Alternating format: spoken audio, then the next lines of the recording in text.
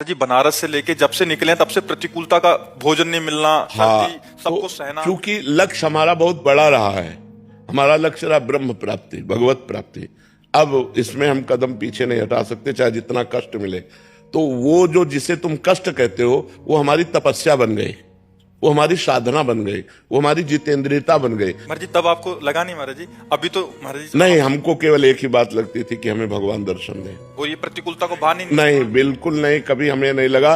क्योंकि जैसे अब काशी में थे तो बड़े बड़े अन्न क्षेत्र खुले हुए हैं, बहुत मारवाड़ी अन्न क्षेत्र 24 घंटा चलते हैं। तो काशी तो अन्नपूर्णा की नगरी है, वहाँ कई अन्न क्षेत्र है, आप जाइए किसी भी समय जाइए, आपको भरपेट भोजन मिलेगा। लेकिन हमारा नियम था, हम घाट से छोड़कर नहीं जाएंगे, हम कभी भोजन के लिए किसी के यहाँ नहीं जाएंगे। हमारे पास जो आएगा वही पाएंगे, उसे आकाश वृत्ति कहते हैं। आकाश वृत्ति से जीवन रखा कि मुझे केवल भगवत प्राप्ति करनी है। जी जब 3 दिन भोजन ना मिला हो, वो चित्त की स्थिति महाराज जी आपके अंदर क्या चलता था? केवल रोना आता था भगवान के लिए, गंगा जल पान करके एकांत में खंडहरों में बैठ के रोना आता था, प्रभु कब मिलोगे, कब देना और महाराज जी उसको अनुभव करना है, दोनों में अंतर है कि जो पेट एकदम हाँ, से ललायित बिल्कुल हो रहा है। नहीं, 7 दिन हो गए भोजन नहीं मिले। महाराज जी उस समय मन में क्या था कि केवल गंगा जल पीते, गंगा जल में पावर है वो, मतलब अब तो दूषण बढ़ रहा है, लेकिन गंगा जल में ऐसे पौष्टिक आहार है कि हम कभी लूज नहीं हुए, हम कभी निराश नहीं हुए। हमें एक पावर मिलता था, जैसे दूध पीने से पावर मिलता है, ऐसे गंगा जल से पावर मिलता था।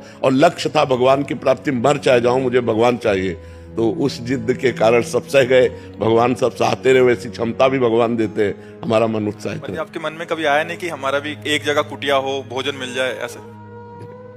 कभी हमारे मन में ऐसा नहीं आया। ये वृंदावन में व्यवस्था भगवान ने जब कर दी कि अब अखंड वृंदावन वास करना है, जब हमारी किडनी खराब हुई, ये परमात्मा की, इन रूपों में परमात्मा ही तो प्यार कर रहा है। अगर हमने परमात्मा को जीवन दिया तो परमात्मा लाखों रूपों में हमें प्यार करता है। तो हमें प्रतिकूलता तभी अनुभव में आएगी जब हमारा हृदय भगवान से विमुख होगा। अगर भगवान के सन्मुख हो तो हर बात कृपा नजर आएगी, कि भगवान की कृपा ही इसमें है। महाराज जी आज अनुकूलता तो आज आप कैसे देखते हैं महाराज जी? अगर बाहरी अनुकूल, हमारी दृष्टि में इसका कोई महत्व नहीं है। आज भी मैं अकेला ही हूं, जैसे घर से निकले थे वैसे आज भी है।